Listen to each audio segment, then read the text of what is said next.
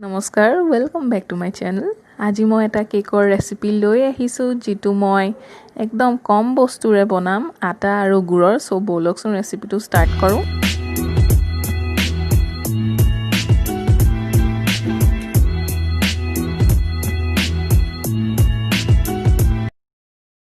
প্ৰথমতে মই লৈছোঁ আধা কাপ গুড়, চামুচেৰে ল'লে 6 চামুচমান হ'ব।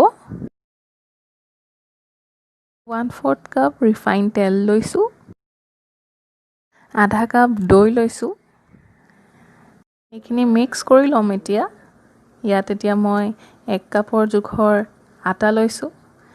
1 কাপ ল'লেই হ'ল আপোনালোকে। এইখিনিও মিক্স কৰি ল'ব আৰু ইয়াত অলপকৈ পানী দি পেলাই এইখিনি এটা বেটাৰ বনাই ল'ব।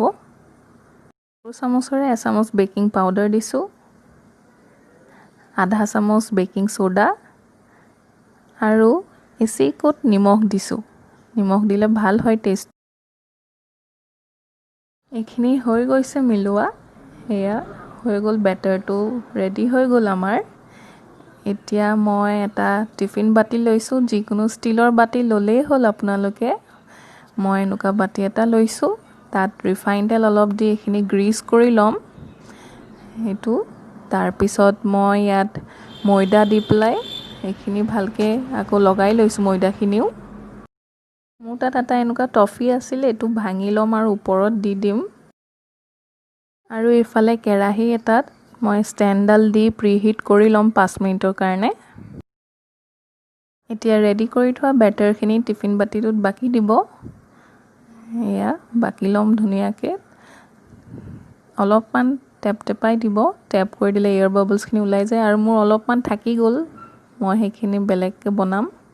ইয়াত এতিয়া মই ভাঙি লোৱা টফিটো দি গাৰ্নিছ কৰি ল'ম, ওপৰত অলপমান দি দিব।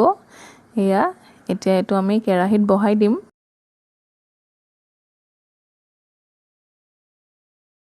কেৰাহীত বহাই দিলোঁ আৰু এতিয়া আমাৰ এইটো 20 মিনিট পৰা 25 মিনিট লাগিব।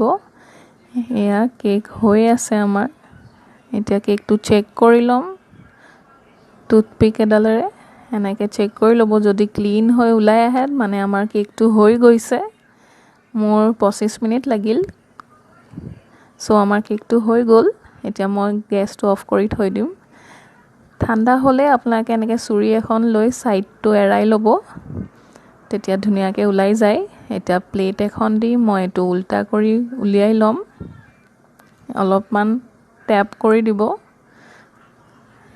এইটো এতিয়া উলিয়াই ল'ম কেকটো। এইটো চাওক, আমাৰ কেক হৈ গ'ল আৰু তলতো লগা নাই, তেনেকৈ ধুনীয়াকৈ ওলাই আহিলে, কাৰণ আমি তেল আৰু ময়দা দি লগাই লৈছিলোঁ টিফিন বাতিটোত। এইটো আমাৰ কেক ৰেডি হৈ গ'ল, আটা আৰু গুড়েৰে বনোৱা। এইটো চবৰে কাৰণে হয়, হেল্ডিও হয়, খাব পাৰিব।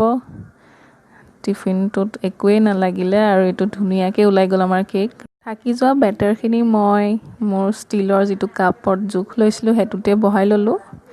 এতিয়া এইখিনিও কেৰাহীত বহাই দিম। এইটো 15 পৰা 20 মিনিট সময় লাগিব। কেকটো হৈ গৈছে। আমি টুথপিক এডালে এনেকৈ চেক কৰি লৈছোঁ। চ' ক্লিন আহিছে, মানে কেকটো হৈ গ'ল। এইটো মই গেছটো অফ কৰি নমাই থ'ম। ঠাণ্ডা হোৱাৰ পিছত মই কেকটো উলিয়াই ল'লোঁ কাপৰ পৰা। এয়া চাওক, এইটো কি ধুনীয়াকৈ ওলাই গ'ল। খুবেই ধুনীয়াকৈ দুইটা কেকেই মোৰ ওলাই গৈছে আৰু খুব বঢ়িয়া হৈছে। এতিয়া আমি কাটি ল'ম। এয়া মই কাটি দেখাইছোঁ আপোনালোকক। কিছুমানে কয় ভিতৰটো নিসিজে বোলে, সেইকাৰণে মই কাটি দেখাইছোঁ। এয়া চাওক কি স্পঞ্জি হৈছে, আপোনালোকে ঘৰত বনাই চাবচোন।